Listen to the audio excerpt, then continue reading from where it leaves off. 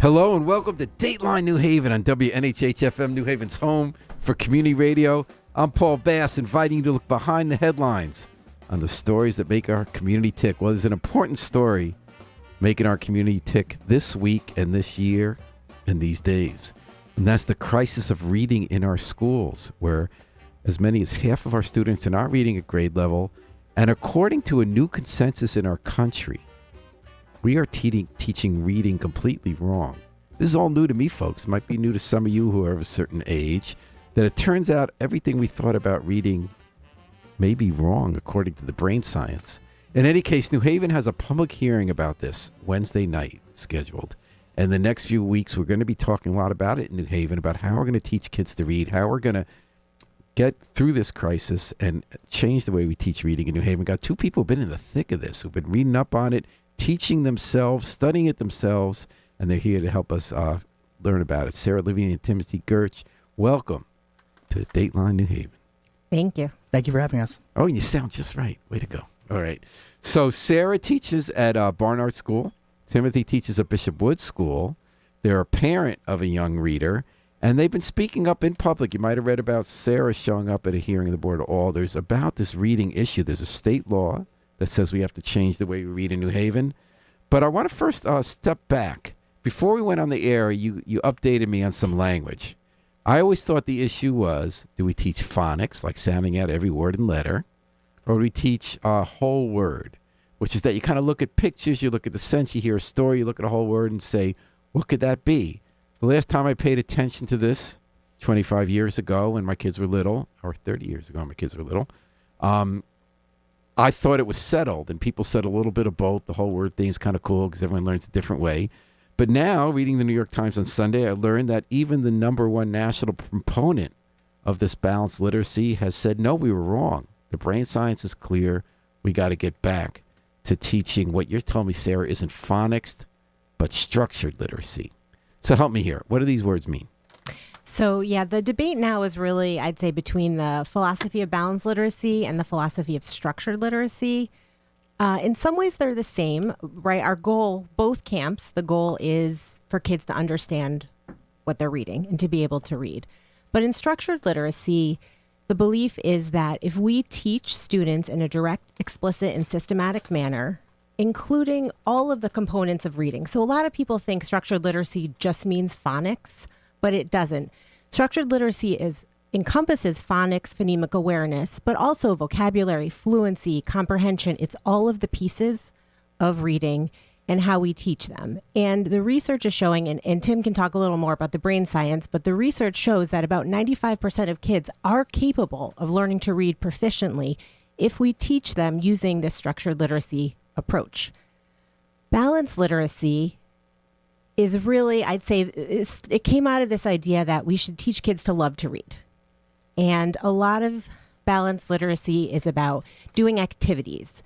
And there is phonics. I think most balanced activities meaning like story time, keep a journal, let's talk about the books, that kind of thing. Precisely. But the problem is that if you don't teach the foundational skills to be able to do all of that, then you can't do it. So I used to teach using balanced literacy before I knew better. And I would sit and get mad at my students because they weren't, during independent reading, they weren't reading. But the truth was they didn't know how to read, and I wasn't teaching them how to read. What grade were they? That was second grade and first grade. So, of course they weren't reading. They didn't know how, and I wasn't teaching them how. So once I started to delve into this idea of structured literacy and actually teaching kids how to read systematically, it clicked for me. It suddenly made sense, and the research is behind it. So how many years have you been a teacher, Sarah? 21 years. Really? Yeah, a long time. Okay, I have to admit, I met you when you were young, and I thought that was 15 years ago when you were a kid. Oh, my goodness. Wow. Okay, so you were a teacher first, second grade in New Haven. Or New York first, right? I taught in New York City for 12 years. I taught first, third, and fifth there. And then I taught second grade in New Haven. I did a stint for about 3 or 4 years as a literacy coach in New Haven. And now I'm back to teaching. I'm a reading specialist now. I work with kids that are having trouble with reading. So you work for a department that isn't necessarily telling you to teach the way you think it should be taught. Currently, I work for my school, but I was working for the reading department, which That must have been hard. Yes, that's part of why I left that position as a reading literacy coach, was because I wasn't in agreement with what they were doing. Okay, so I'm coming at this totally fresh from the outside. So at first when I hear you, Sarah, talk about balanced literacy versus structured literacy, I'm saying, okay, the emphasis is wrong, but it sounds like exactly the same thing. You're sitting there sounding out letters, and then you're also having fun in school by reading stories and saying, let's get psyched about reading. But what am I hearing from you, that it's really a big deal about the emphasis, that there's not, that if you're doing balanced literacy, as they call it, you're really not spending the time on basics that need to be taught that 95% of kids can get, and the brain science shows that that's the way they're going to learn how to read. Yeah, can I give you here's a specific example. Okay, so in balanced literacy, in the lower grades, you use what are called leveled texts. And the earliest level texts are pattern books, where it might say, this is similar to one I read recently, I put the bananas in the cart. I put the potatoes in the cart. I put the tomatoes in the cart. And the student is expected to use the picture to get the food word, to look at the first letter in the picture to guess. So the problem here is that They're not doing the word of sounding out banana. Exactly. They're just guessing, and we're teaching them, hey, just guess. Now, here's where it gets even more complicated. I'm reading with a student the other day whose native language is Pashto. She gets Really? My school has a very large population of Afghani I refugees. remember 2 years ago reading in Barnard about a bunch of immigrant families from, where they're from Pakistan? Afghanistan. Afghanistan. Oh, okay. Yeah. Oh, so you got a bunch of the new arrival families. Yes, we did. Yeah, so Wow. it's really great. So in addition to reading, you're kind of like welcoming into a safer world. Yes, and we're teaching them language as well as reading. I mean, language is a part of reading, but we're really teaching that vocabulary. You have girls. And boys. But I mean, Both. the thing about girls is that the Afghan girls come here, they can go to school. Yes, so That's I work a big with deal. I work with younger kids, so it's a little bit different. But the kids that are coming in the older grades, it is more complicated because some of them are students that have not been in school before. Tim could probably speak to Being that a more. teacher really is a special job. What you do is so important.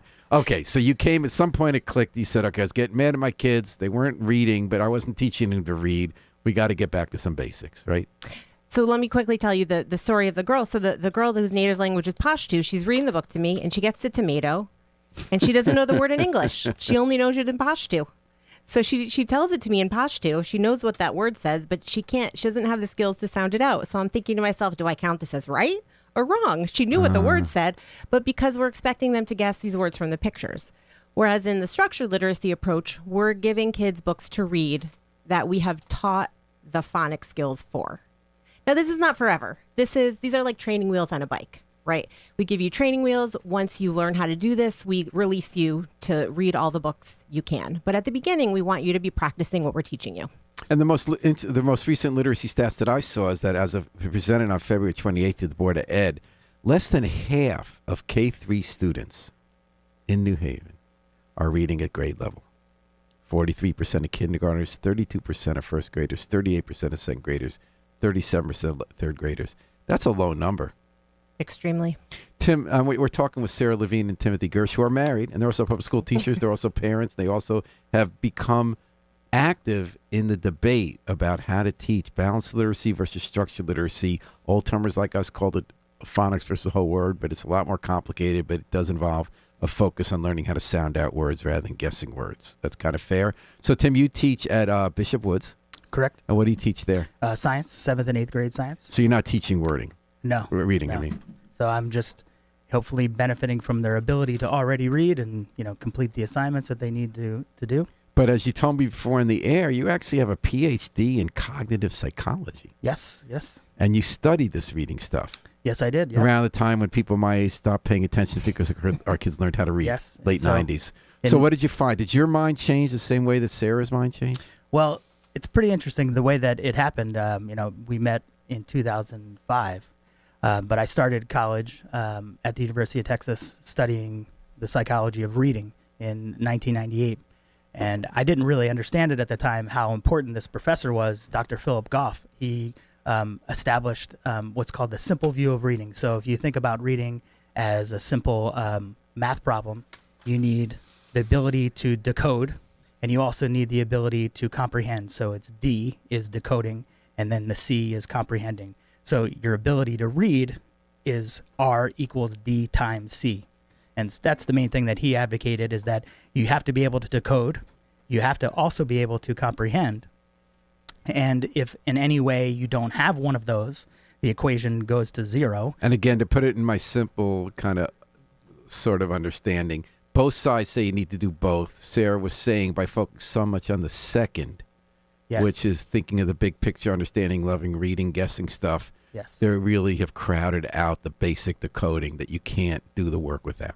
Right. But one of the misconceptions, I think, is that one side had to win. So it was either the phonics people or the comprehension people. Which we called whole word. Whole language, right? So even if you just pick one of those sides, and what Dr. Groff was saying even in the 80s is when this came out, his seminal paper. But then later in the 90s, he would go to schools in Texas and talk about how the teachers weren't listening to him, and he had a really difficulty even back then getting people to kind of change their opinions, that you actually needed to do both. So you need a combination of both things to really become a proficient reader.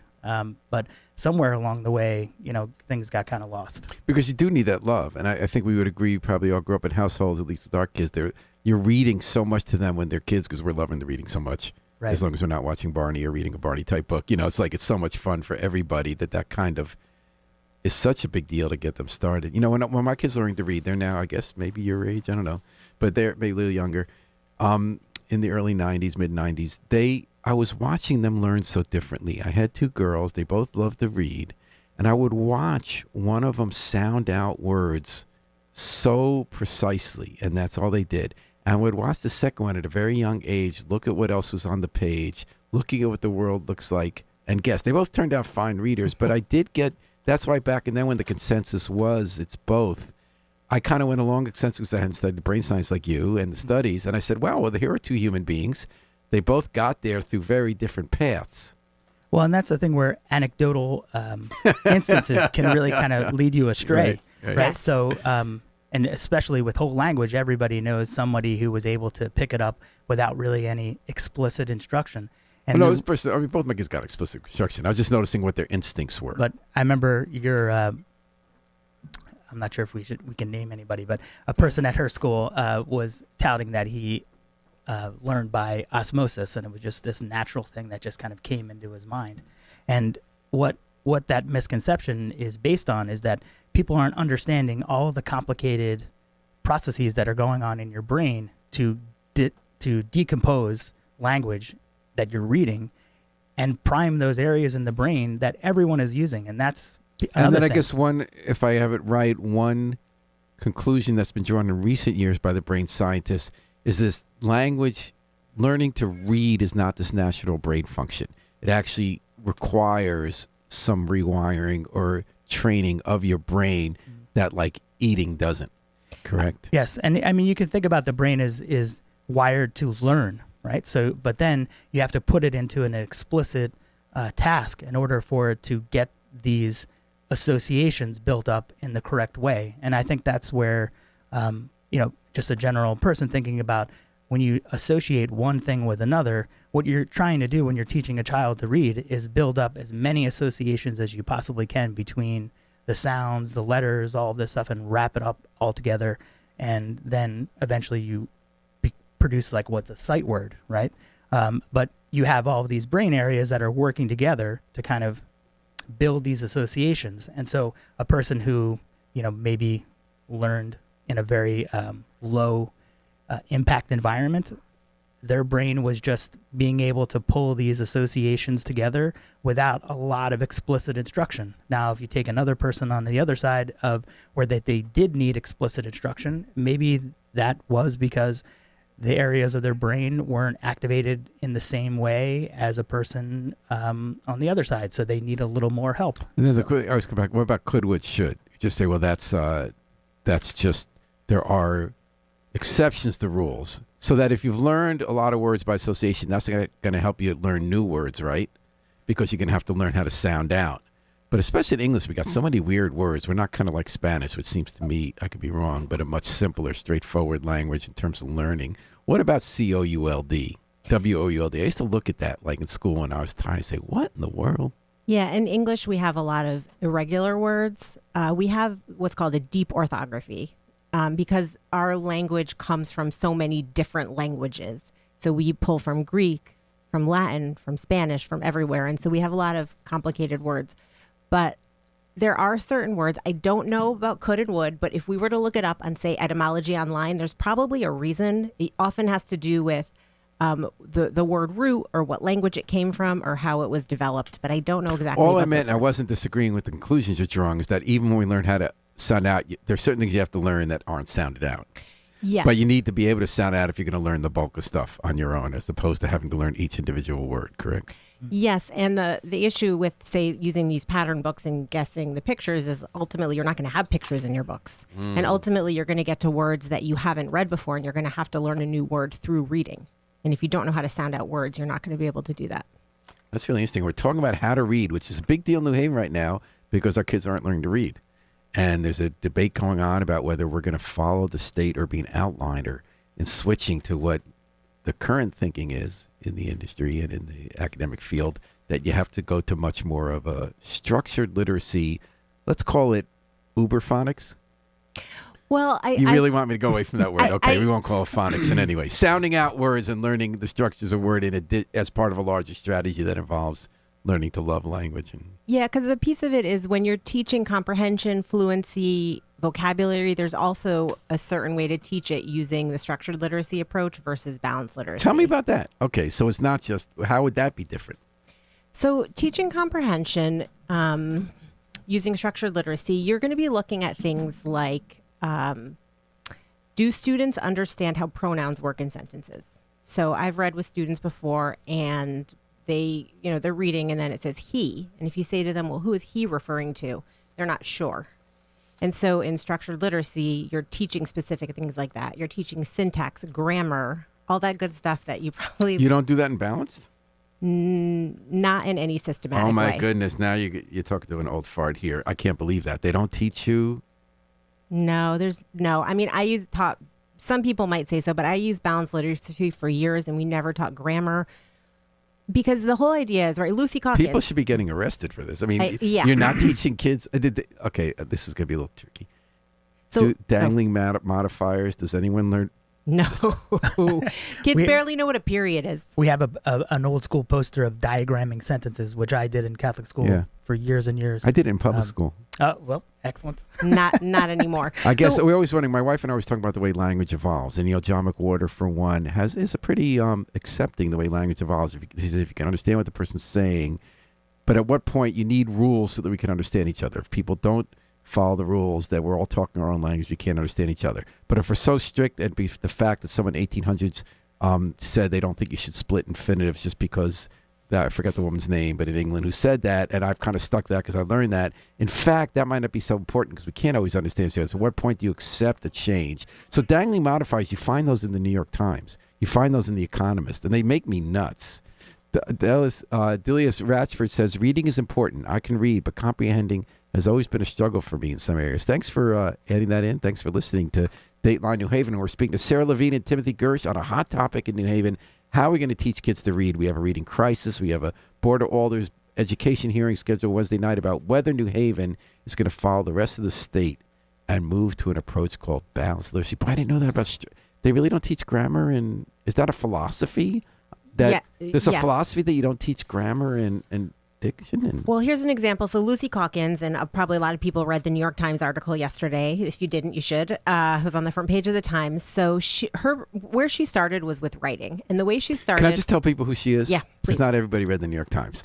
Lucy Calkins was the #1 person in America who promoted the idea of how we should read the last time I paid attention, which is this whole balanced literacy where you're sounding out words, you're not sounding out words, you're looking at pictures, you're learning to love words and that kind of stuff. And she has 67,000 elementary schools use her curriculum. It's the way we read in America. She came out and said I was wrong, which I give her credit for, by the way. She said what Tim Gersh said, that we looked at the science and it's really not a debate anymore, that we got to go back to a real focus as part of our overall approach has to have a much more of a focus of sounding out words letter by letter and how to do it. She's renounced it based on brain science. So that is a big deal.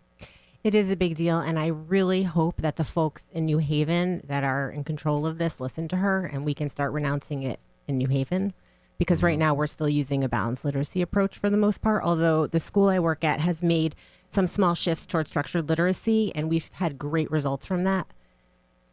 But overall, we're still using a balanced literacy approach in New Haven. In fact, teachers were sent to a training on how to use the new leveled libraries, which goes along with balanced literacy, that were purchased for our schools a couple weeks ago. All K through 5 teachers were trained in that. And it feels Did like... you go to that? I wasn't... I may have taken a half personal day because I couldn't do it. I couldn't sit through another training on balanced literacy, which I know is harming our students. I went to the one before that, and I did ask the presenter, they had all these books, and I said, is there any way to sort these books by phonics skill? And no, there wasn't. You can only sort them. So I interrupted you when you talk about Lucy Calkins. I just want to let people know who she was. What were you saying about Lucy Calkins? So she first came up with this idea of how to teach writing, and that was by using the writing process. And the writing process is important, right? And it's great for adults. But right now in kindergarten, the way we teach children to write is through the writing process. But they don't know how to write. So we don't teach them how to form a correct sentence. We don't teach them about nouns, verbs, none of that stuff. We just have them write. And Tim can tell you what happens by the time they get to middle school with their writing. What about apostrophes? Because I really have a theory that if they don't teach people plurals and possessive by the time they're in high school, that the very, very smart people can't really get it after that. Some of this stuff I'm doing that from observation, being an editor for 40 years. Oh, interesting. I just find that people of equal intelligence, sometimes a smarter person, will never get apostrophes right, and I'll go back to what schools they went to and how they were taught. That's when I have people applying for jobs, I always say the first question is going to be, when do you put apostrophe S? Because it's so basic, and I feel so bad for folks who don't get taught that in school because it's real. And I see how much they struggle. We love talking about this stuff. Yeah, at home. we're big on this. But some people say we're cultural imperialists, that we learned a certain way and we want to have a certain set of rules that are based on who had power in society, express them a certain way, and who can communicate. Right. Just throwing that out there. Well, and I think that just throwing it out. But I think that My really... wife and I actually debate this stuff all the time. Excellent. I mean, I think this points us in that direction of why balanced literacy and the way that Lucy Calkins kind of put it out there, why it was so popular, because it did have this flavor that you were going to open up the world of education and teaching reading in a way that wasn't quite as accessible to other people. And so basically we're going to include more people and we have a big move in our society, which I think is very positive, to look at the way people feel and learn and believe differently and how they identify, whether it's sexuality and gender, or whether it's politics, or whether it's, how they autism spectrum, Yeah. But it seems like in this case, saying with reading something got lost is that nobody can read now. Right. Yeah. Like, I mean, if you give the kid a book, which is when she's talking about the guided reading or the independent reading, you're giving a child a book where they really can't do much with it. Maybe they do know the orientation of the book, like to hold it up correctly and like that it has pages that you can flip. But other than that, they can't really do much with it. But what about when you're talking about like when your kids are under 1 or 1.5? You know how we all like read so much to our kids and started with picture books, they're hearing the words. Was that an argument for balanced literacy, the way that they learned to love the books and feel comfortable with it, so when it came time to read, they were ready to dive in? Just being little... No, I think everybody would agree that it's important to read to your kids. I think that's one thing there's mutual agreement on. It's important to read to your kids. It's important to help kids love reading. I mean, in the structured literacy camp, we also want kids to love reading, but we want them to love reading. We want to help them love reading by teaching them how to read, because you really can't love something you don't know how to do. I mean, we've mentioned to you, we have a daughter that has dyslexia, and she's 8 years old now. And as much as we read to her, I'm a reading specialist. You heard Tim's background. We did everything, but she wasn't learning to read because it didn't come. She was in that 15 to 20% of kids where not only does it not come naturally, but she needs really explicit and direct instruction on how to read. So I think a lot of people think, if you just read to your kids, they'll learn to read. But it's not true. There's more to it than that. Yeah, and I think back to the brain researchers. I did want to get back. So I do want to get back in a little while, Sarah, to what's happening in New Haven and the curriculum they're using. I want to get back to your daughter. But I interrupted you before, Tim, where we got off on a side about brain research and science. Am I correct in saying there are two areas of science that are relevant here?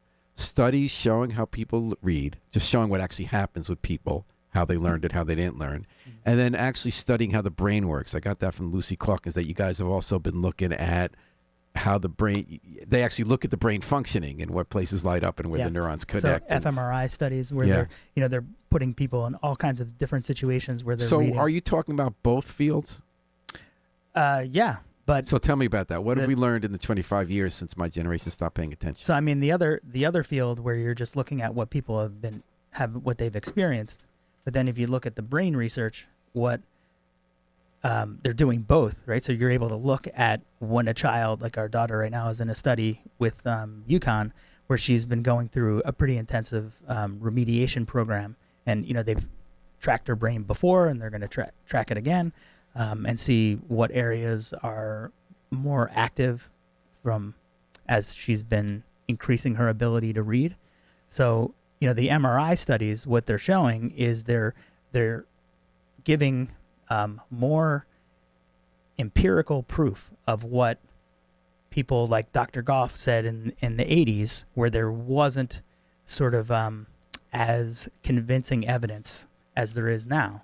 And so and I guess what happened, Lucy Calkins, you can just see it, and it's hard to deny what is going on. But again, there were two sets of research done. How the brain works and what you saw when kids are reading. Did both of those turn that up? Like, what did we learn about the way the brain works? So as, neuroscience has been unfolding in the last, 100 years, there's more techniques where they can actually see when you're actually doing very basic things, and you can see how different parts of the brain are connected as you are taking a word, you put it in front of a person, what is happening in their brain as they're processing the visual information while they're connecting to the sounds and then connecting to the meaning, and you can see how all of those brain areas are working together to produce How do we product. see that? We just see something light up in an MRI?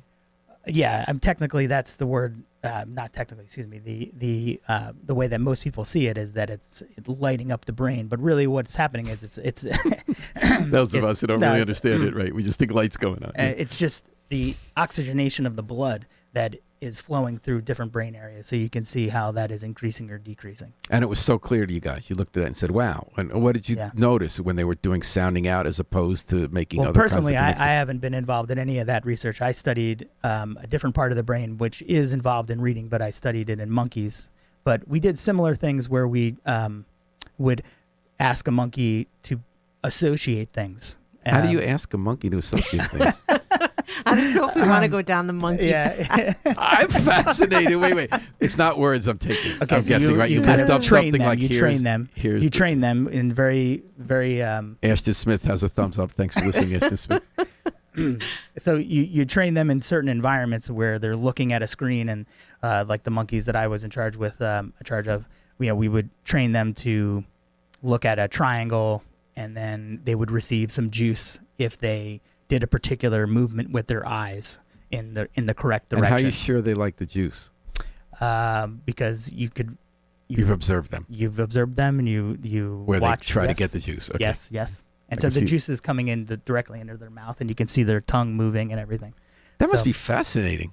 It's great, but then when you put 4 years of that together, of you in a room working with monkeys, it was pretty taxing. So I didn't stay. Didn't stay too long. But are you more familiar than on point with studies of how kids have learned, who succeeded with different reading approaches? Like, is there a lot of body research now with balanced literacy versus structural literacy of which groups of kids learned it better? I mean, Sarah would know more about that. Yeah, I mean, the leading researchers on brain science that are studying reading specifically, it are showing that kids. So there's some stats from a woman named Nancy Young that about 30 to 40% of kids or people are going to learn to read with any kind of instruction, right? Mm-hmm. They're going to be fine with balanced literacy. They're going to learn to read.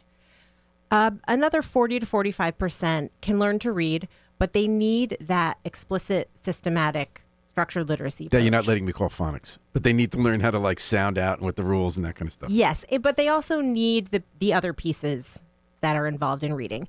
And then we have about, our 10 to 15% of kids that have a reading disability, like dyslexia, that need not only the structured literacy, but plus. Those are students that are probably going to need some special education services. 10 to 15, that's a lot. Yeah. Yeah. So the brain science is showing that structured literacy works. What I mean when you say brain science, I thought there'd be more sociological, where you said with control groups, this group of kids learned with structured literacy, this group of same kids learned balanced literacy. Here's what the results are. Have we tested that? Does my school count as a control Yes. group? Tell me about your school. So now you used to be at Hill Central, right? But now you're at Barnard. I'm at Barnard. Tell me what's yeah. going on at Barnard. So this year, one thing that Dr. Tracy did, which was really wonderful. She's superintendent of schools. Yes, which was really wonderful, was she used some of the ESSER money that we were given by That's pandemic relief money from the federal government. Yep. Most schools have 2 classes per grade. So she gave us funding so that we could have 3 classes per grade, so that we could have smaller class sizes. So right now in my school, in grades 1, 2, and 3, instead of only 2 classes, we have 3. So now we have, so we have many more teachers and smaller classes. And So how long does this money last? I can't remember if it's a 2 or 3 year thing, but it's been great. So what we did was, since we had these extra teachers, and then we have me working as a reading interventionist, and we have another reading interventionist, and we're also doing something similar to math. And kudos to our math department, because they're doing a great job. But I'm not Boy, those involved numbers in that. are even worse on the standardized I know. test. We had I know. 1% in one case of kids who were at the grade level. Our math team is doing a great job, but I don't know their numbers, so I'm not going to talk Okay, about so them. now you but- got extra teachers. You have Okay. 2 reading interventionists at the school. Yeah. Wow. So what we did, and again, this is really with just grades 1, 2, and 3. We looked at those students, we examined their data, and we put them into targeted groups for phonics and small group reading based on what they need. And these are flexible groups, right? Maybe you need this right now. Maybe you need something else. And one was phonics, and what was the other? Small group reading. So in small group reading, you're basically taking whatever you're learning in phonics and now you're applying it to books. Although once some of the kids in our school are advanced readers, and they've pretty much mastered the phonics for reading, and so they're on a kind of different level. But I'm working with the kids that are having, more struggles. So in my group, if we're learning about, an E on the end of the word makes the vowel say its name, like in the word make, then we're going to practice reading books that have lots of that skill Long in the vowels. book, Yeah. so that they can practice it. So we did this targeted work, and our kindergarten teachers also did the targeted work, but they didn't benefit from having a third teacher that wasn't part of kindergarten. And just to share some of the results, so one of the assessments we give to students is called the phoneme segmentation fluency. It's the ability to take a word like cat and go k, a, t, to break it into sounds. Sounding out. Yep. And so this is a huge predictor of reading success. Now, last year when we didn't do this, and to be fair, it was partially pandemic, we had in kindergarten 10% of our students proficient at this skill at the end of the year. It's sounding out cat. Yes, and other words like that. This year, we have 51% of our kindergartners proficient at that skill, which is a huge growth. And even more amazing, our first grade cohort, who at the end of kindergarten was at 10% proficient, is right now at 89% proficient. Same group Wow. of kids. Same group of kids. So, and that's just from the small shifts that we've been making. Another, Now, why does it matter that kids learn how to read? I know that sounds like a really dumb question, but what are we losing if the kids don't learn how to read in elementary school? I know when you get to science class, you're going to have a hard time having them read the book when you're actually giving them homework, but you lose a lot. I mean, besides the idea of enjoying books for reading, I mean, you can't read a menu. You can't get a job. You can't fill out applications. can't How buy do you pay something your at the store. Yeah. How do you pay your bills? I mean, you're basically, they talk about, I don't know the exact numbers, but in the prison population, there's a huge percentage of people that can't read. Because when you can't read, what do you do? Well, we're talking about that on Dateline New Haven with two people who are in the thick of trying to teach New Haven to read. Sarah Levine and Timothy Gersh. They teach at New Haven Public Schools, their parents, and they've been speaking up about the way the school system is teaching reading or not teaching reading. Now, the state legislature passed a bill in 2021, the Right to Read Act. And it's stated, the government said, we've been wrong. And this especially hurts black and brown students. The white gap, reading proficiency gap in Connecticut, with fourth graders is 35.9 percentage points, meaning it's 35.9% difference in or percentage point difference in kids of color and not in fourth grader who's reading proficiently. So they've given a deadline.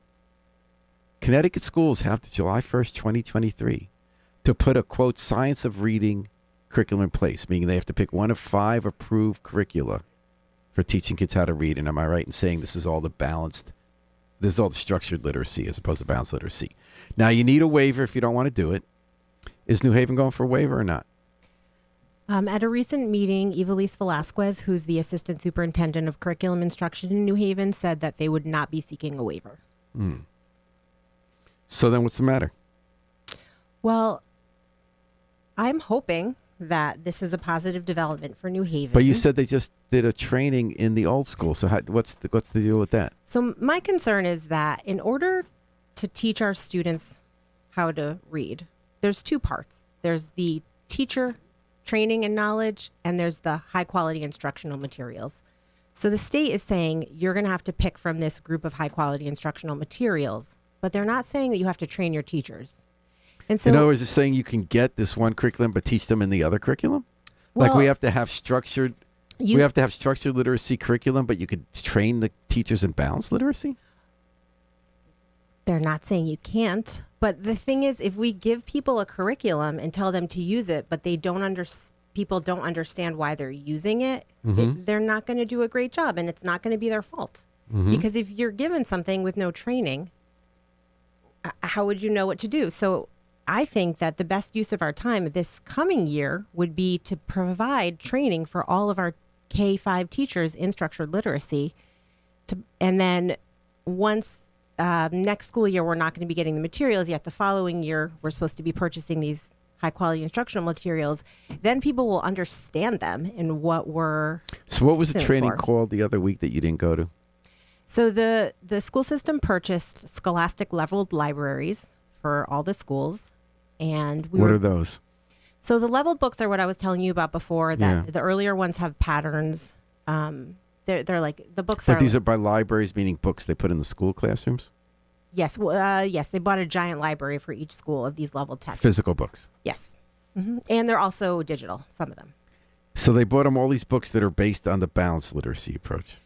Yes. Now, some of these books are good. So the way it's sort of complex, but the way these books are labeled is they're a level A, a level B, a level C, and so forth, all the way to Z. So once you get to kind of the levels J, K, L, it's a little different because by that point you really know how to read a lot of words and it's more about the content.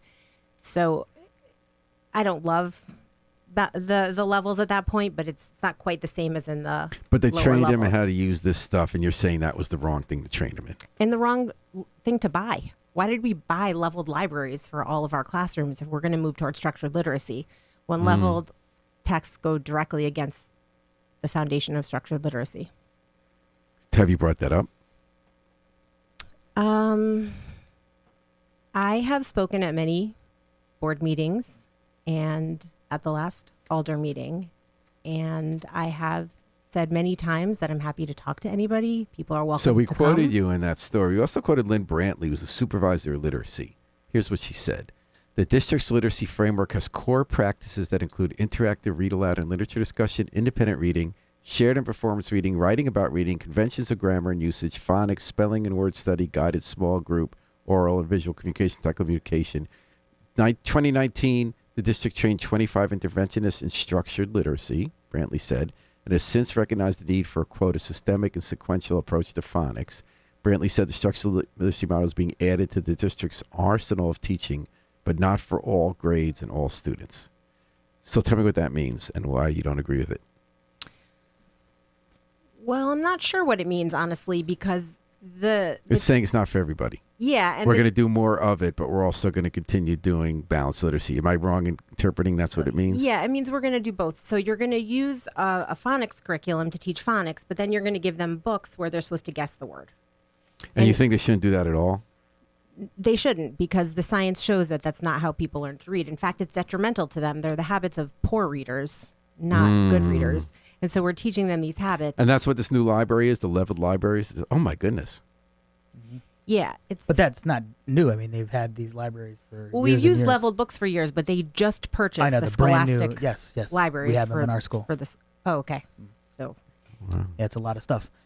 Well, are there just intelligent, well-meaning people just disagree? Are there people still? I mean, the founder of that approach of balanced literacy has now renounced it, Lucy Calkins. But there are others who disagree still? Well, I mean, the problem that, and we talk about this a lot at home is, we now know better. We should be doing better. What is the problem? And I think part of it is it's people have the same opinion as you had earlier this afternoon, that the debate had already been settled, or that's an old debate. I don't want to hear about it anymore. But I don't work in the school system. I mean, I would try to be a little more up to date. Those words have come out of people that are on the board of ed, that they're tired of hearing about this. Like, please go away and stop saying anything about this. Is it racial at all? Because I noticed that the state legislator who pushed for the shift to structural literacy is a black woman from Stanford. But in New Haven, does anyone who's not white show up and talk about this? So it's interesting because one of the arguments that New Haven has given against structured literacy is that it is not culturally responsive. Right. I completely disagree with that. In fact, I think it's the opposite, because in structured literacy, I think we're providing equity to all of our students by teaching in a way that everybody is capable of learning, not just some kids. And structured literacy is a methodology. It doesn't tell you what books to use. Mm-hmm. I have wonderful books in my classroom that are culturally relevant that I use to teach structured literacy. So no one's saying that we have to use, particular books or particular anything. We're just saying we want to teach in a way that allows everybody to learn using great books that are culturally responsive. You're listening to Dateline New Haven. We're talking about New Haven's reading crisis. Sarah Levine and Timothy Gerspo. I've learned a lot. This is really interesting stuff, and it's important stuff. So tomorrow, are you guys going to go to this hearing tomorrow night, Wednesday night? Yes. And so if you could wave a magic wand, what would happen in New Haven schools? If I can wave a magic wand, next year, all K-5 teachers would be trained in structured literacy using a program. There's a great program called Letters, Language Essentials for Teachers of Reading by Louisa Moats. That's one possibility. There's other good training programs too, but we would go through an intensive training. And I'm not talking about one PD for 2 hours. I'm talking about some kind of year-long professional development. And this would happen before we even changed our teaching. Because I think before we change our teaching, we have to understand why. But I think if teachers went to this training, they would start to change their teaching, which is kind of what happened at my school. As we started to do certain structures, teachers started to see. So no one's what stopping worked. you. There's not a fight where they say, let's stop these people at Barnard from teaching kids how to read. We have been... You're being a little careful here. Okay. Yeah. It hasn't been popular, what we're doing. Oh, really? Do they tell you to stop doing that? Not exactly. Mm-hmm. Okay, but you're rocking the boat. You're trying to do things a little bit differently. Yes. All right. So any parting words before we let people go about the quest for reading? And your daughter, what's her name? Madeline. And how's she doing with learning? What are you learning from teaching her how to read and her having dyslexia? How does this affect what you've thought about how to teach reading?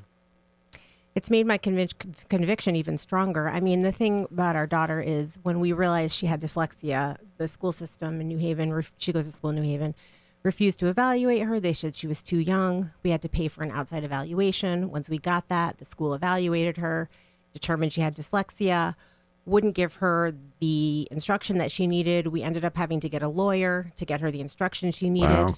And the fact that I know that I have an incredible amount of privilege to be able to do that for her is part of why I'm speaking out, because I want to also be able to have other kids get what our daughter is getting. You guys have a favorite book? About Any book? because Because I love to read. It's my favorite. favorite ways of being a human being is to read books. When I'm reading a good book, especially a novel, I feel like I'm alive and I'm connected and it's something larger than myself and there's beauty in the world. And we're really into true crime. Tim has probably read like 500 true crime novels. Yeah. Yes. But I want to give you this book. So this is How We Learn by a very famous researcher, does brain stuff, Stanislaus Dehaene. I think you could learn a lot by reading this one. all right. And is it 6 o'clock tomorrow night, Wednesday night, Yes. May 25th at the City Hall? There's going to be a hearing of the Education Committee of the Board of Alders where the subject is going to be continued as it will be in articles in New Haven Independent. I want to thank you so much for making time to come in. Really love chatting with you, Sarah Levine and Timothy Gersh. New Haven teachers, which I think public school teachers are another word for heroes in our community.